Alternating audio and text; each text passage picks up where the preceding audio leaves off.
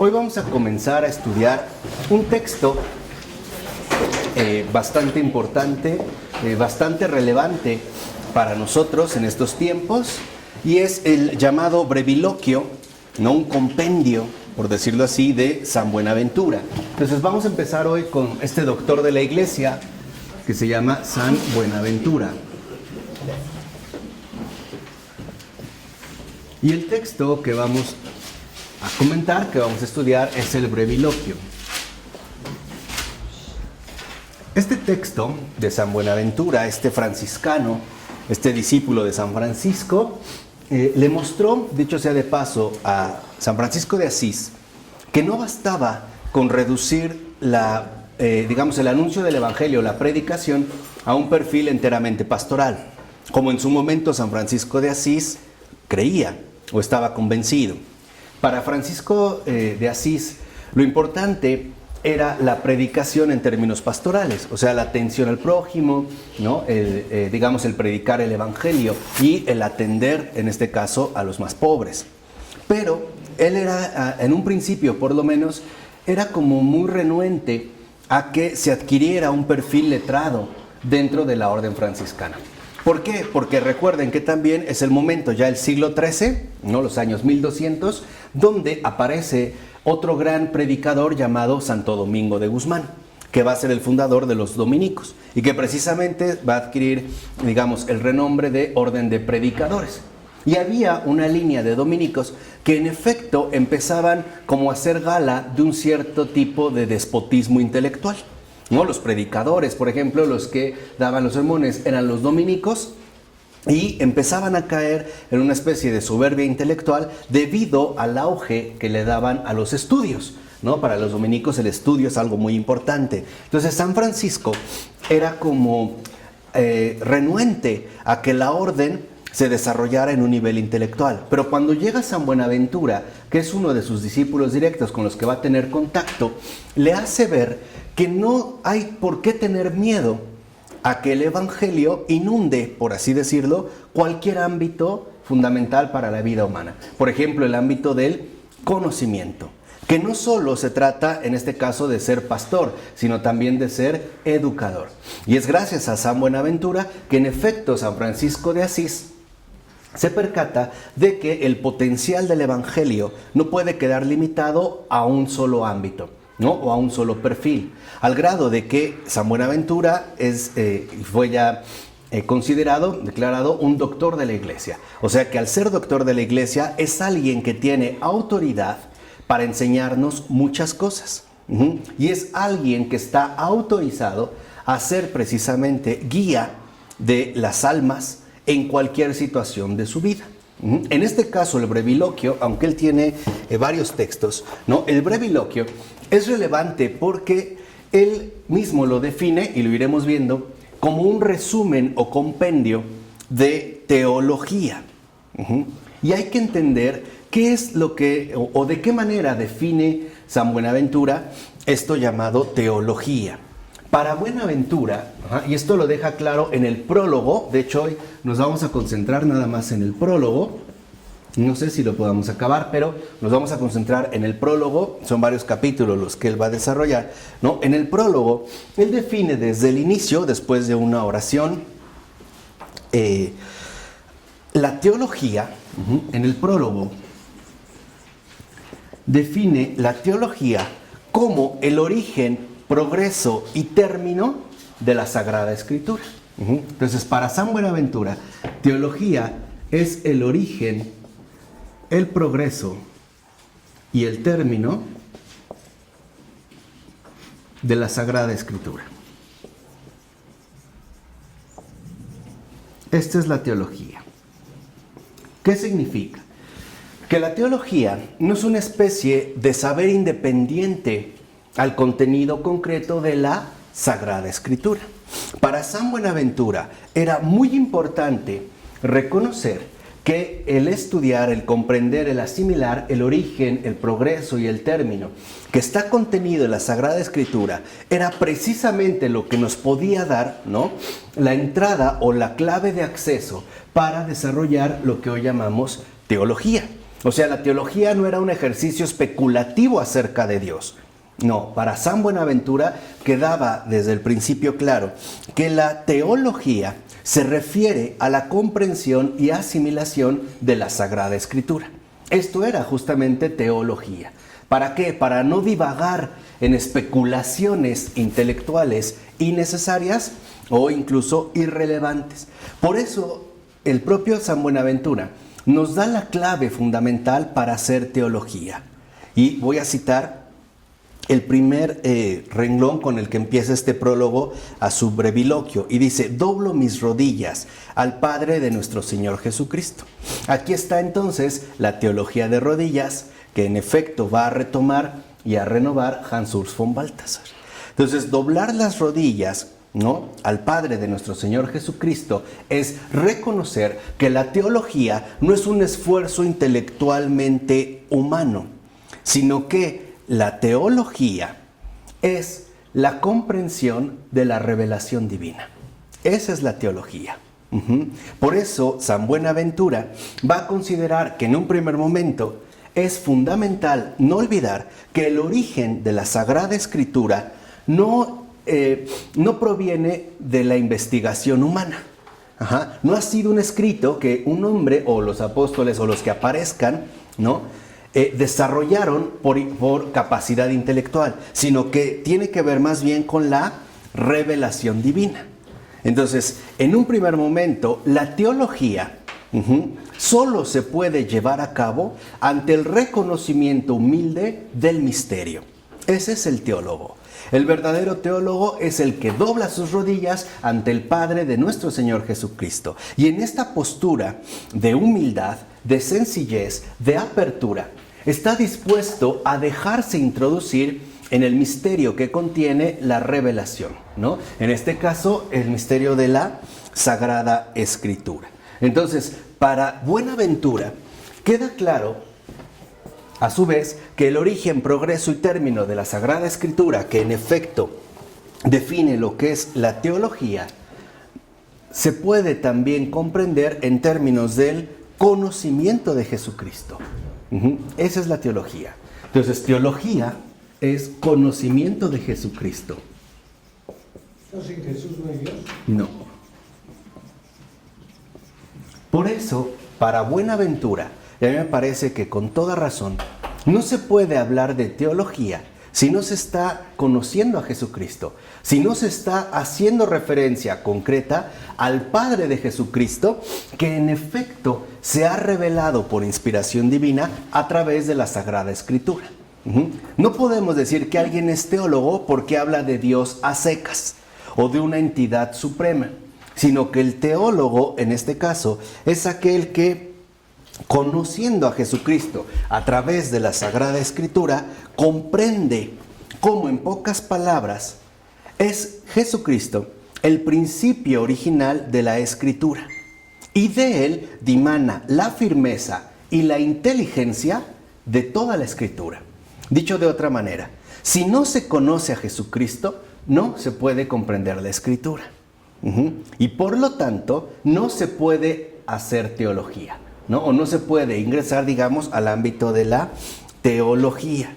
Por eso, para San Buenaventura también es fundamental que nos demos cuenta que es imposible que alguno acceda a la Escritura si antes no ha recibido la fe de Jesucristo como lámpara, puerta y fundamento de toda la Escritura.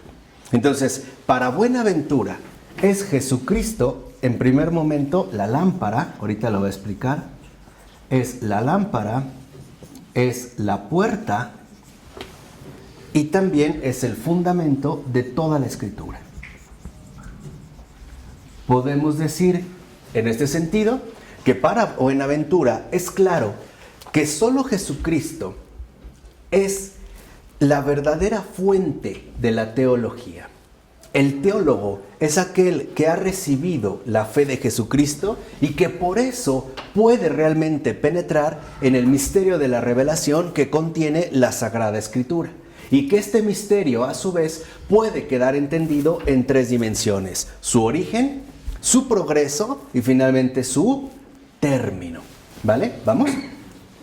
Para no irnos perdiendo. Y dice, en este caso, Buenaventura, porque finalmente el fundamento, lo que da la Escritura es firmeza. Entonces, por ejemplo, acercarse a la Escritura sin Jesucristo es acercarse a un texto sin firmeza. Se transforma en letra muerta y es la lámpara que dirige. Recuerden que a lo mejor para nosotros esta imagen se ha debilitado porque ya no forma parte de nuestras prácticas vivenciales habituales. Pero antes la lámpara iba por delante, ¿no? Uno camina con la lámpara por delante. Entonces es el propio Jesucristo el que nos va guiando a través del misterio, o sea, a través de la Escritura, es decir, a través de la teología. Y es la puerta que introduce. Entonces vemos como, por ejemplo, cuando Jesucristo ha dicho, nadie va al Padre si no es por mí, está diciendo la verdad. Él es la verdad. Él es la puerta que introduce a la revelación. Y es también la lámpara que nos dirige en la investigación. Y es el fundamento que nos da firmeza para comprender todo aquello que en efecto ha sido, en este sentido, revelado, ¿no? Eso es en cuanto al origen. Está en Jesucristo. ¿Qué pasa en cuanto al progreso? El progreso de la Escritura, o sea, los contenidos que ahí están dados y su respectivo desarrollo, dice San Buenaventura, este progreso no se haya limitado a las leyes de los razonamientos, de las definiciones y de las divisiones, como ocurre en las demás ciencias. Es decir, que la Escritura no se puede comprender mediante las reglas habituales del conocimiento racional. ¿Por qué? Porque lo que está ahí contenido no es obra humana. Es algo divino. Es algo, vamos a decirlo así, sobrehumano. Y por ello es que nosotros, como en una ocasión yo les había dicho, no podemos leer la Biblia como podríamos leer una novela. En realidad, lo que podemos hacer es alimentarnos de la Escritura, o sea, alimentarnos del misterio. El problema es cuando Jesucristo queda, por así decirlo, dejado de lado y la Escritura pierde toda su firmeza. Se va a convertir, por decirlo así, en un texto más. Reconocer que entonces no estamos ante una obra humana, sino ante una realidad sobrehumana que nos invita a penetrar de manera adecuada en el misterio de la redención. Por eso también afirma Buenaventura que la Sagrada Escritura describe todo el universo. Es una descripción de todo el universo, de todo lo existente, pero es una descripción no racional, sino que describe todo el universo en cuanto conviene conocerlo para la salvación.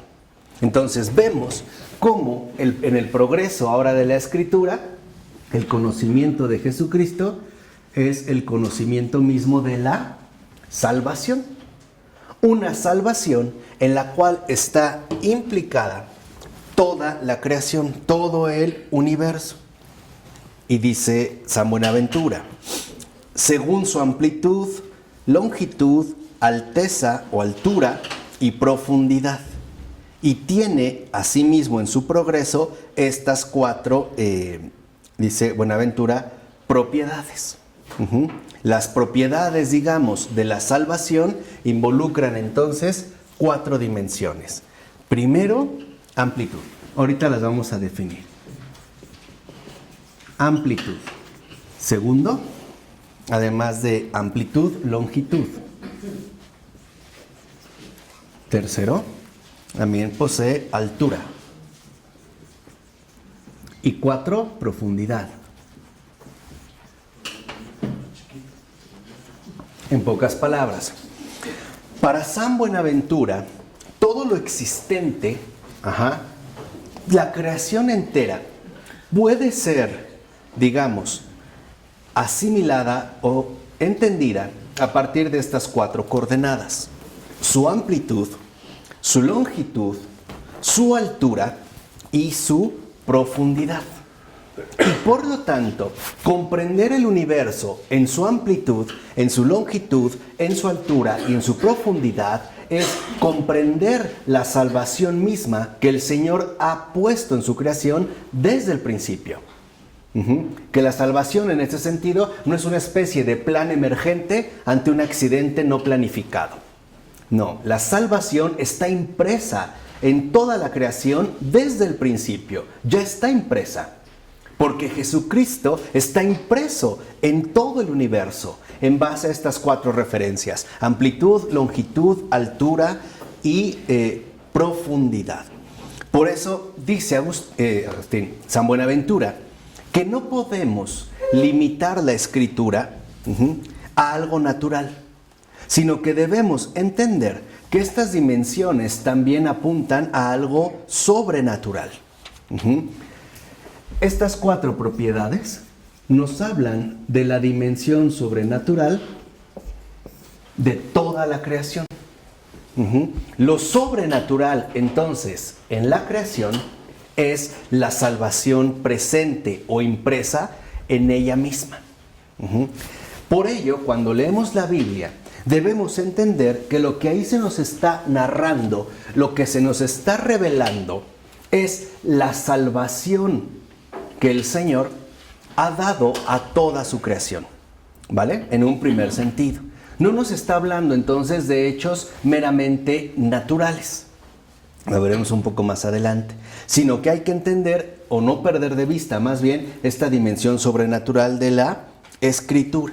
Entonces, para Buenaventura, la dimensión sobrenatural no es más que la verdadera universalidad de las cosas mundanas. Lo sobrenatural, precisamente, ¿no?, está dado en la Escritura a partir de todas las cosas mundanas, es decir, aquello que podemos conocer o acceder de forma inmediata, de tal manera que nosotros podamos progresar en el conocimiento de la salvación a través de nuestra propia capacidad humana, por decirlo de otra forma. Para Buenaventura, la Escritura, la teología, remite a lo sobrenatural. Pero a su vez, lo sobrenatural está como adaptado a nuestra capacidad humana. Está como traducido a nuestra propia capacidad humana. Por eso es que podemos ver cómo en la Escritura hay ciertamente un lenguaje que en gran medida nos puede resultar accesible. Pero no significa que las cosas sean solamente así. Y eso es lo que, por ejemplo, los padres de la Iglesia entendieron muy bien. Por eso hablaban que la Escritura tenía o tiene diversos sentidos. Un sentido literal, por ejemplo, ¿no?, lo que está escrito tal y como se lee. Un sentido analógico, hablándonos de una referencia que solo puede ser expresado de esta manera para que lo podamos comprender. O un sentido anagógico, o sea, la enseñanza moral que en efecto nos quiere transmitir. ¿De acuerdo? Entonces, este es en su progreso. O sea, el progreso de la Escritura es el conocimiento de lo sobrenatural adecuado a nuestra capacidad humana. Dios nos está haciendo accesible el mensaje. La revelación la está tornando accesible para cada uno de los seres humanos. ¿Qué pasa ahora con respecto al término o el fruto? En el caso del fruto, dice San Buenaventura, consiste en la obtención de la plenitud de la bienaventuranza eterna. Entonces, ¿cuál es el término o la finalidad o el fruto de la teología? La vida eterna. Eso es el fruto. Entonces, comprender y acceder en su progreso a lo sobrenatural, adecuado a nuestra capacidad humana, es finalmente acceder a la vida eterna. Entonces, podemos decir ahora que la teología es el conocimiento y asimilación, encarnación de la vida eterna. No es un mero juego de conceptos. Es entrar en comunión con la realidad sobrenatural de la salvación. Esa es la teología. cosa que a veces se ha olvidado. Porque hoy pensamos que un teólogo es el que habla mucho y a lo mejor de manera rebuscada e incluso innova en términos conceptuales. No es así. La teología no involucra precisamente la elaboración, por ejemplo, de un sistema racional.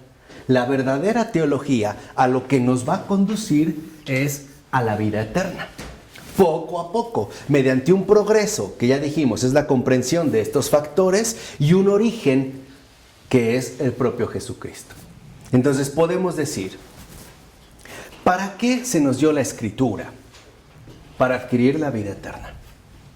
En este sentido, todos estamos llamados a ser teólogos, no solo los que estudian esta carrera. Que hoy se ha limitado dentro de los perfiles modernos como un departamento de especialización académica.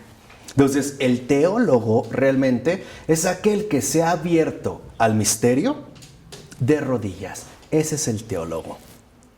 Esa es la verdadera teología.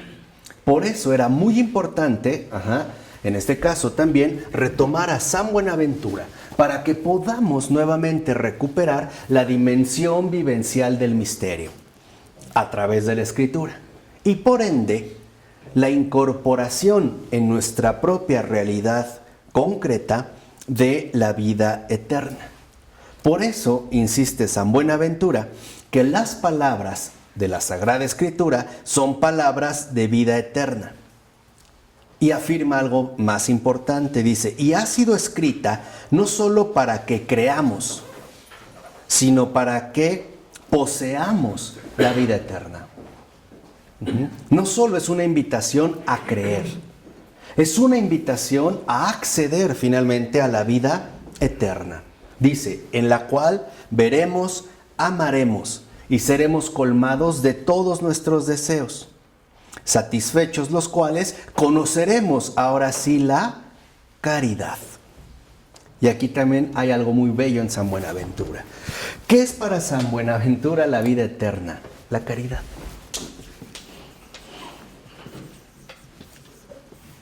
Esa es la vida eterna.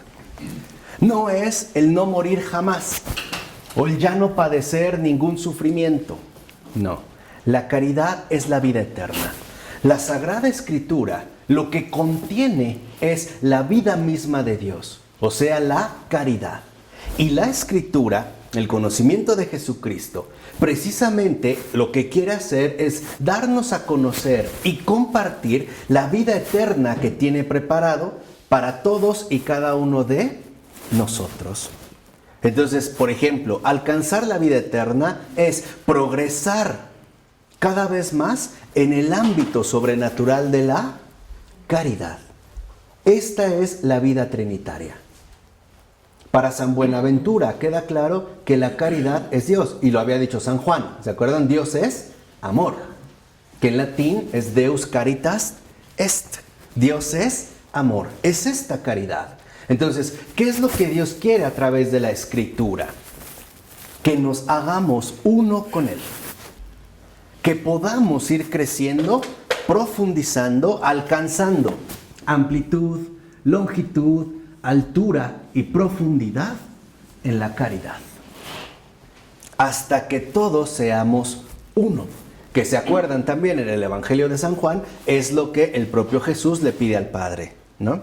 Que todos seamos uno, como tú y yo somos uno. Aquí hay entonces algo fundamental que no podemos omitir.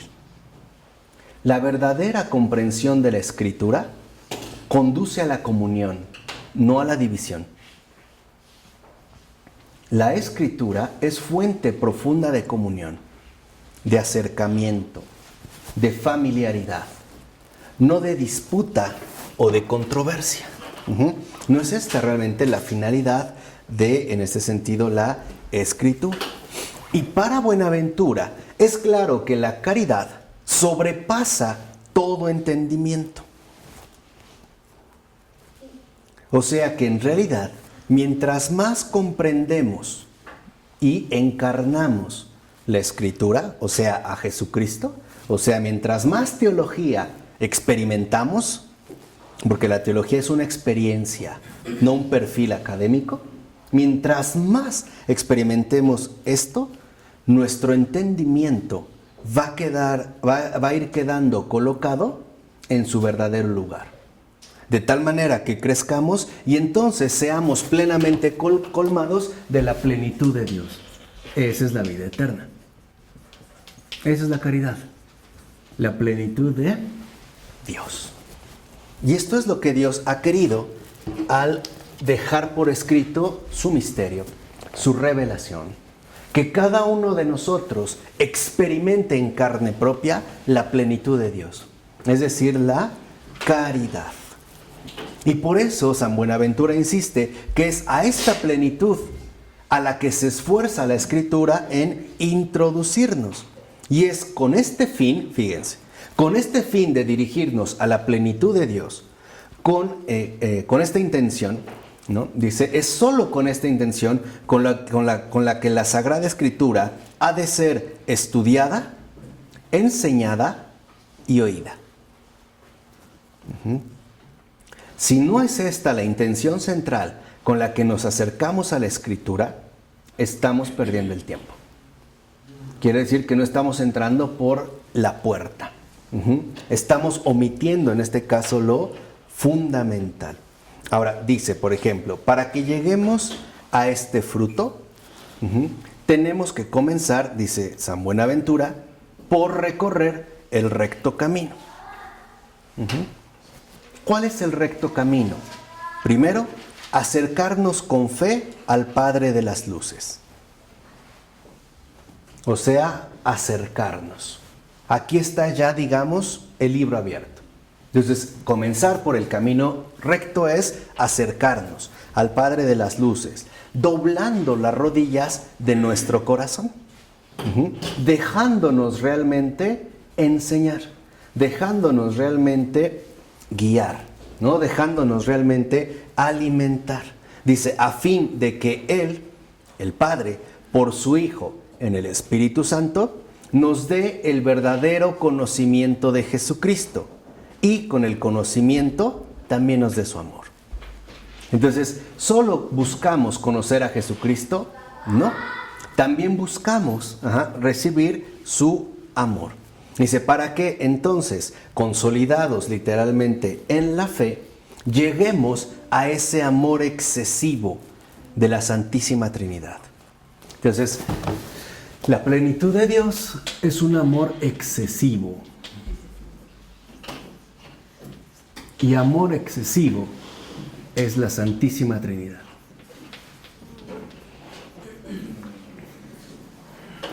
Así que si la teología no nos conduce a experimentar este amor excesivo, es decir, si no nos lleva a la Santísima Trinidad, no es teología. Este es el cometido de la teología. Por eso ya sabemos que los verdaderos teólogos son los santos. Y muchos de ellos nos han conducido a ese amor excesivo sin necesidad de escribir, por ejemplo, grandes obras. Otros han tenido esta particularidad. Por ejemplo, un Tomás de Aquino, sabemos que escribió muchos volúmenes, pero un San Felipe Neri, pues no. A lo mejor algunas cartas, o Teresa de Calcuta. Se han conservado más bien frases que se transcribieron, pero ella nunca hizo, por así decirlo, un libro personal, o sus cartas que se han dado a la luz, ¿no? Que tienen poco que la canonizaron. Entonces, para Buenaventura es fundamental entonces que comprendamos que la finalidad de la Escritura es introducirnos de lleno en ese amor excesivo, en la Santísima Trinidad. Y el único medio para lograrlo es a través de Jesucristo. Doblegando el corazón ante el Padre para que recibamos la verdadera luz que viene de lo alto y nos ayude a progresar en el camino de la salvación. Así que entonces esto ya nos da dos luces fundamentales. Primero, lo central en la salvación, y vean cómo coincide con Pavel Florensky, para que vean que están en un mismo espíritu. A pesar de que estén en siglos tan distintos y en culturas tan diferentes, la verdad es una. También para San Buenaventura queda claro que la salvación no se limita al perdón de los pecados. No es esa la prioridad de la salvación, ¿eh? La verdadera salvación es la introducción de cada una de sus criaturas en el amor excesivo, en el seno mismo de la Trinidad. Aunque claro, para lograr eso había que quitar el gran obstáculo que se llama pecado. Pero podemos decir que en este sentido entonces el perdón de los pecados es el prerequisito para poder ingresar de lleno en el amor excesivo. Segunda luz. ¿Qué esperamos en la venida final de Jesús? ¿Qué esperamos en su segunda venida? Si ya se quitó el obstáculo.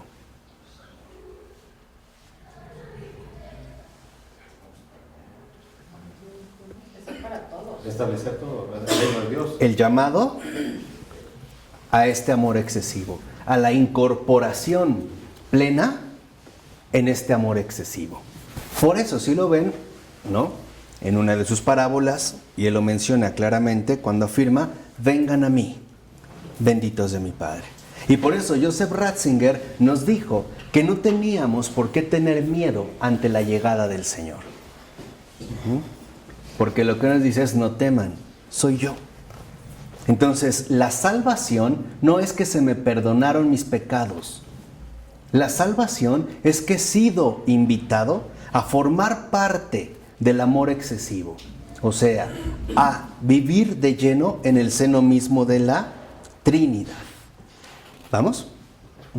Que es una comprensión que hoy hemos olvidado. Pensamos que Jesús me salvó porque me perdonó los pecados. Esa no es la finalidad de la salvación. La finalidad de la salvación es que estemos unidos, seamos uno con el Padre, con el Hijo y con el Espíritu Santo.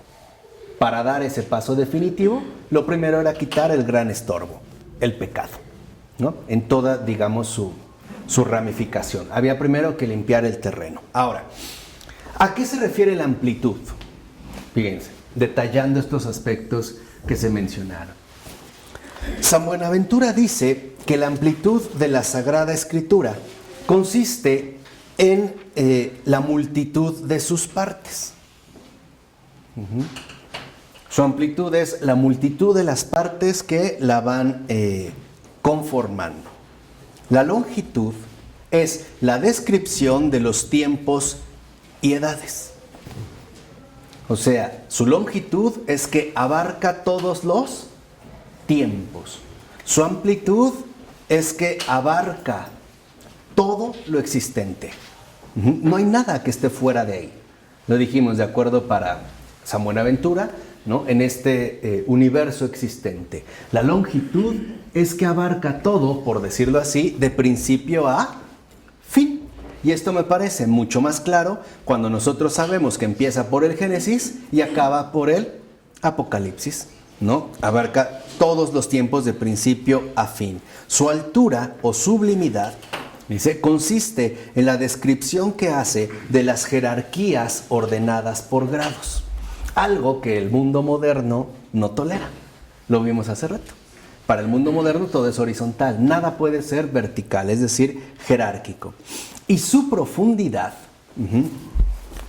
ahí vimos la altura, ¿no? La jerarquía de los órdenes, la profundidad de la escritura consiste en la multitud de sentidos místicos e inteligencias, que ahí también están latentes. Esta es su profundidad, la multitud de sentidos místicos, ¿verdad? Digamos sentidos espirituales e inteligencias que también están presentes en la escritura. Así que, por lo primero que habría que empezar es por la amplitud de esta Sagrada Escritura, de la revelación. Ahorita dimos como una breve síntesis de cada uno. Hablando de la amplitud, lo primero que dice San Buenaventura es lo siguiente. Dice, si queremos, por ejemplo, indagar en la amplitud de la Sagrada Escritura, lo primero que se nos ocurre es dividirla en dos testamentos. Vean, empieza por el principio, ¿no?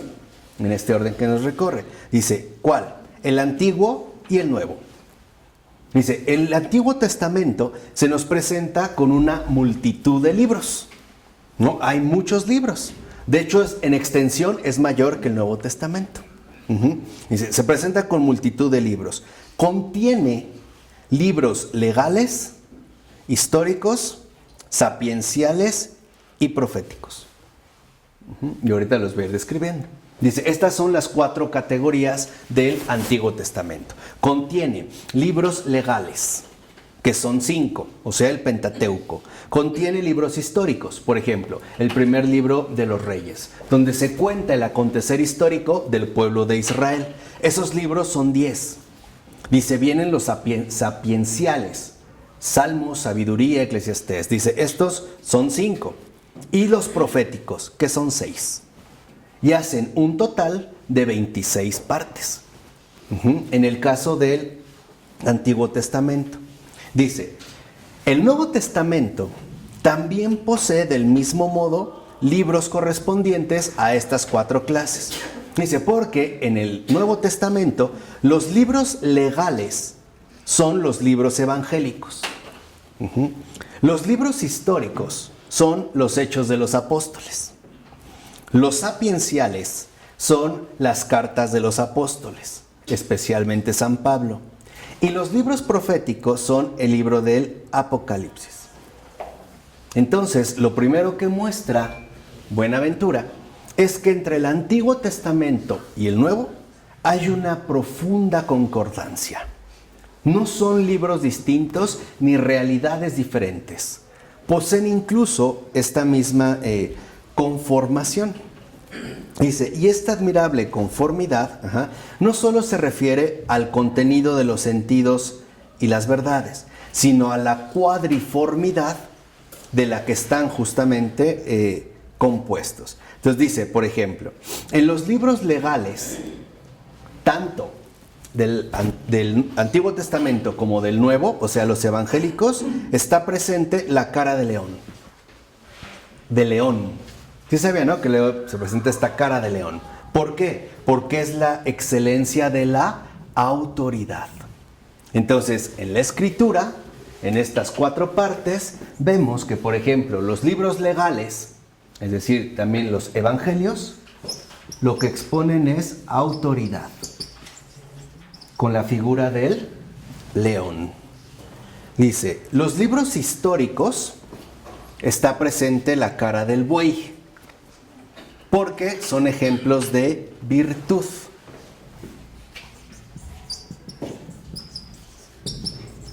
¿Por qué se consideraba que un buey era virtuoso? Porque era dedicado y prudente en lo que hacía. Por eso, por ejemplo, a Santo Tomás de Aquino le decían el buey mudo. En primer lugar, por el volumen que tenía, porque era bastante obeso, era bastante gordito. Pero le decían el buey mudo porque él rumiaba, ¿no?, todo aquello que iba recibiendo de la Escritura. Es decir, él iba encarnando, asimilando precisamente la teología. Hablaba poco, pero cuando hablaba, deslumbraba. Por eso le decían, por ejemplo, el buey mudo, ¿no? Contienen, dice San Buenaventura, virtud. Dice, en los sapienciales aparece la cara del hombre por la prudencia. Entonces, hay autoridad, hay virtud, hay prudencia. Y en este caso aparece la cara del hombre. Y por último, dice, en los libros proféticos está la cara del águila, por su inteligencia.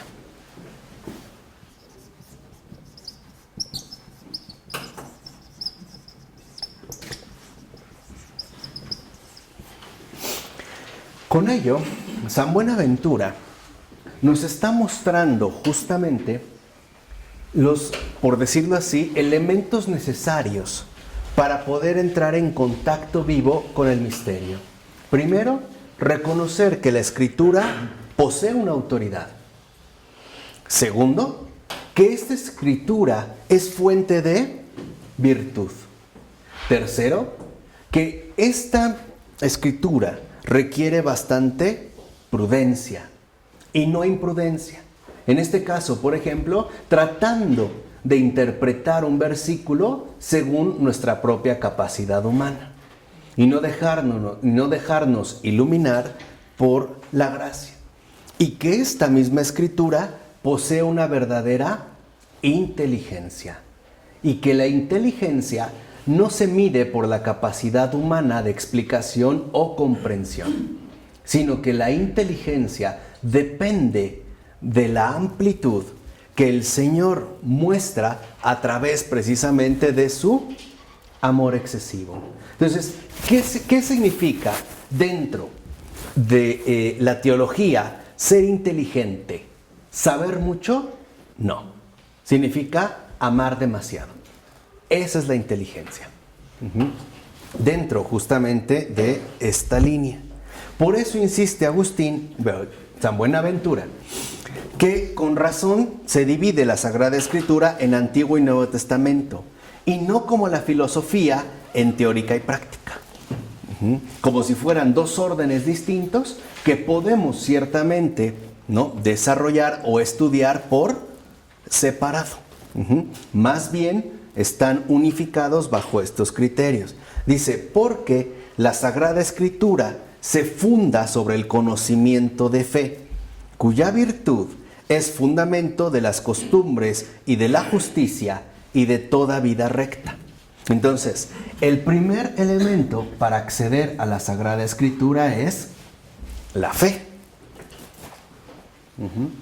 En segundo lugar, de esta fe precisamente brota la virtud. La autoridad es la fe. La virtud es la vida recta. Brota la vida recta, que no puede separarse justamente de la prudencia. Porque la prudencia significa que la Escritura mueve al bien y aparta del mal.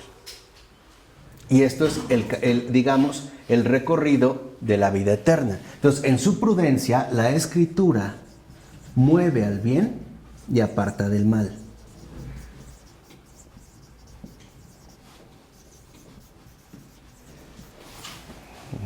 En el caso de la prudencia, dice, y finalmente, la inteligencia consiste en reconocer que esa es la verdad. La inteligencia es el reconocimiento de la verdad.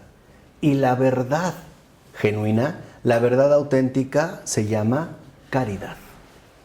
A eso es a lo que nos va llevando la Escritura. Su autoridad proviene de la fe. Su virtud de la promoción de la vida recta. Su prudencia de que la Escritura mueve al bien y aparta del mal. Y su inteligencia es el reconocimiento de la caridad. El reconocimiento, en pocas palabras, de la Santísima Trinidad como lo que es, un amor excesivo. ¿Vamos? Se van dando cuenta cómo ese es como un recorrido muy particular. Y insiste Buenaventura, por ejemplo. Dice, ahora bien, uno puede ser movido al bien y apartado del mal de 4 maneras. Una es por preceptos. Por ejemplo, por algo que se nos indica a través de una determinada autoridad. ¿No? Recibimos un precepto y a lo mejor porque lo dijo alguien con cierta autoridad, nosotros lo seguimos. Esa es una manera. Otra es por documentos, o sea, a través de escritos, en los cuales reconocemos que hay verdad. O también se puede dar a través de ejemplos. Por ejemplo, cuando nos damos cuenta de un ejemplo que nos lleva a tratar de enmendar nuestra vida, ¿no? Movernos al bien y apartarnos del mal. O también dice en este sentido, por beneficios. O sea, por todo aquello que esperamos gozar si nosotros corregimos nuestro camino. Si nosotros realmente asumimos la conversión. Porque la conversión involucra esos 4 aspectos. Autoridad de la fe, la virtud de la vida recta, la prudencia de moverse al bien y apartarse del mal, y la inteligencia del reconocimiento de la caridad como la única verdad. La única, vamos a decirlo así, verdad que importa. Dice, por ello también la Escritura nos fue dada en estos 4 tipos de libros, que son las maneras en las que la gente puede ser movida al bien y apartada del mal. Por ejemplo, por ello no es casual que el Antiguo Testamento empieza por los libros legales, lo que en la tradición común se llama Pentateuco. En esos libros, ¿qué es lo primero que se dan? Preceptos, ¿no? Se dan las leyes, ¿no? En pocas palabras, es una manera. Y después hay documentos, que dijimos corresponderían a ¿qué libros? Los históricos. Ahí dijimos, ¿no? En este caso, lo que obtenemos, por ejemplo, en los documentos es una verdad importante. O por ejemplos. Los ejemplos están dados en los libros sapienciales, ejemplos concretos. O también incluso de beneficios en los proféticos, cuando se habla en pocas palabras de la vida eterna, de aquello hacia lo cual nosotros debemos dirigirnos y podemos obtener. Dice, por ejemplo, los libros legales mueven por medio de preceptos o leyes. Los históricos por medio de ejemplos de bondad. Los sapienciales por medio de documentos de verdad. Y los proféticos mueven por todos estos modos juntos. De tal manera que entonces no olvidemos que la Escritura también es un recordatorio de cómo se debe vivir en este mundo. ¿Qué es lo fundamental y lo sustancial para el alma humana? Es un recordatorio. Y en este sentido, la Escritura, con todos estos elementos, lo que es, se llama sabiduría. Sabiduría. La sabiduría es el conocimiento de la salvación. Esa es la sabiduría. Por ello dice también San Buenaventura, pone un ejemplo, que la Sagrada Escritura se parece a un anchísimo río, cuyo cauce de aguas crece más y más, a medida que va, en este sentido, avanzando. Dice, por eso, por ejemplo, en primer lugar, en las Escrituras se dieron los libros legales. Después vino el agua de la sabiduría de los libros históricos. En tercer lugar, sobrevino la doctrina del sabio Salomón. Después de estos también vinieron las doctrinas de los profetas. Y por fin fue revelada la doctrina evangélica, profesada por boca de carne de Cristo, escrita por los evangelistas, divulgada por los santos apóstoles. Y después se añaden los documentos que el Espíritu Santo, viniendo sobre ellos, nos enseña por su medio, para que de este modo seamos enseñados en toda la verdad por el Espíritu Santo. Y aquí hay otra dimensión. El único que nos puede introducir al conocimiento de Jesucristo es el Espíritu Santo. Y al Espíritu Santo solo se le recibe de rodillas, en reconocimiento de su majestad. No es por obligación. El Espíritu Santo solo entra en los corazones humildes y sencillos. Y el mismo Señor lo dijo, ¿no? Cuando le da gracias a su Padre, porque le ha dado a conocer estas cosas a los pequeños y humildes, sencillos, y no a los sabios y entendidos, aquellos que se ponen de pie sobre sus propios pensamientos. Entonces, al intervenir ya este Espíritu Santo, también, en efecto, se trata de que al ser enseñados en toda la verdad por el Espíritu Santo, al ser enseñados realmente en este amor excesivo, se diera a la Iglesia esta verdad. Y de esta manera, a través de la Iglesia, sea consumada la Escritura. ¿Y cómo se consumaría, en este caso, la Escritura? A través de difundir el conocimiento de la verdad. Un conocimiento que, como dijimos al inicio, no es solamente intelectual, es vivencial. Dios es una experiencia viva, no es una idea. Eso es teísmo, ¿no? Cuando tenemos solamente una idea acerca de Dios. Es en este caso una experiencia. Entonces, cada uno de nosotros está llamado a recorrer con lámpara la puerta y en este fundamento, la Escritura, para que también seamos difusores de la verdad. Esa es la verdad, que también nosotros podamos difundir la verdad. No solo a la manera de enunciados o teorías, sino sobre todo con nuestro propio ejemplo de vida. ¿Vamos? ¿Qué pasa en el caso de la longitud? Hablando de la longitud, San Buenaventura dice que esta longitud consiste en la descripción tanto de los tiempos como de las edades desde el principio del mundo hasta el día del juicio. ¿Qué quiere decir? Que la Escritura lo abarca absolutamente todo. Y dice, incluso la Escritura describe al mundo transcurriendo por 3 tiempos, que son el tiempo de la ley de la naturaleza, de la ley escrita y de la ley de la gracia. De la ley de la gracia. O sea, el primero es el tiempo de la ley de la naturaleza. Pensemos en el Génesis. El tiempo de la ley escrita, ya cuando se dan las tablas de la ley. Y el tiempo finalmente de la gracia. Y dice, y se distinguen en estos 3 tiempos 7 edades. 7 edades. La primera va de Adán a Noé. Esa es la primera edad. La primera edad va de Adán a Noé. La segunda, de Noé hasta Abraham. La tercera, de Abraham hasta David. La cuarta, de David hasta la que le llama aquí Buenaventura, transmigración de Babilonia. El éxodo.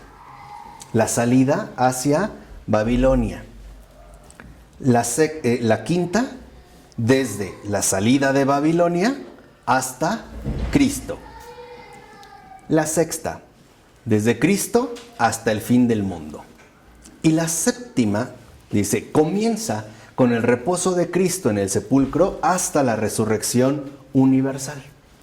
Y entonces empezará la octava edad, la edad de la resurrección. Por eso dice San Buenaventura que la Escritura entonces tiene una longitud inmensa, pues comienza por la creación del mundo y del tiempo, ¿no? Al principio del Génesis y llega hasta el final del mundo y del tiempo al final del Apocalipsis. Abarca, dijimos, todos los tiempos y todas las edades. Y él lo va ejemplificando de esta manera. Dice, la primera edad tuvo lugar la formación del mundo mismo, la caída de los demonios y la confirmación de los ángeles, ¿no? Esa es la primera edad. Repito, la creación del mundo, la caída de los demonios y la confirmación de los ángeles, que rectamente corresponde al primer día del Génesis, en el que fue hecha la luz y separada de las tinieblas. San Agustín, en su explicación literal del Génesis, hablaba ya de esto. San Buenaventura fue un gran lector y admirador de San Agustín. Lo que decía Agustín es que, por ejemplo, cuando en el Génesis dice que en el principio Dios, ¿no?, creó el cielo y la tierra y separó la luz de la oscuridad, de las tinieblas, no hablaba de la luz que nosotros conocemos, porque el sol, por ejemplo, no había sido creado. Habla de esta caída de los demonios, se separan las tinieblas, los demonios, y son confirmados los ángeles, ¿no?, como la luz celestial, que no es la luz que nosotros vemos, sino la luz espiritual. Dice, la segunda edad es en la que por medio del arca y del diluvio fueron salvados los buenos y exterminados los malos. Esto corresponde al segundo día, en el cual, por medio del firmamento, fue hecha la separación de las aguas, ¿no? ¿Se acuerdan también que en el segundo día el Señor separó las aguas, ¿no? A partir del firmamento. Dice, la tercera edad es en la cual fue llamado Abraham y da comienzo la sinagoga, que debía fructificar y engendrar la prole para el culto de Dios. Esto corresponde al tercer día, en el que apareció la tierra y produjo hierba verde. Se produjo la hierba.